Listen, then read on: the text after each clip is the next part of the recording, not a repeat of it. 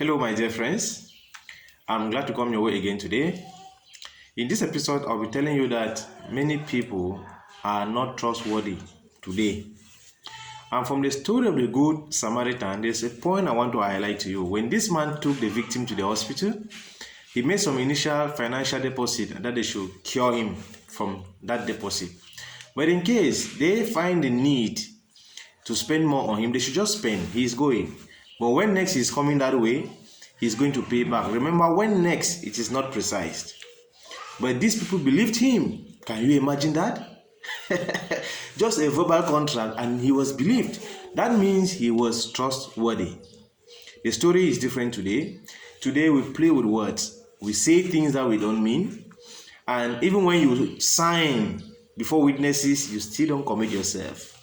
That is a great trouble today. And that's the reason why everything is chaotic, because when you award a contract to somebody, you don't need to be there for it to be executed well. But today you have to leave your own job and run after this person before your contract can be executed well. So while you are not focusing on your job, he's not focusing on his, everything becomes chaotic. Let me give you a simple example of how people are unfaithful with words. Wedding vows, what we call wedding vows. When I sit there and I'm listening to what the groom is telling his spouse, or what the spouse is telling her groom, I just wonder if they mean it. But 100% of times, they don't mean it. 100% I tell you, they don't mean it. It's just poetry to excite the audience. And how do I know it? Because few months down the line, when I hear what you are complaining about, I know that you did not really mean what you said. Because if you know what it means for better, for worse, do you know what it means for better, for worse? Do you know the gravity of just that one phrase, for better, for worse? In sickness and in health, in poverty and in riches, do you know what that means? When I see the elementary things that you're complaining about, I know deep in my heart that you were just being hypocritical on that day.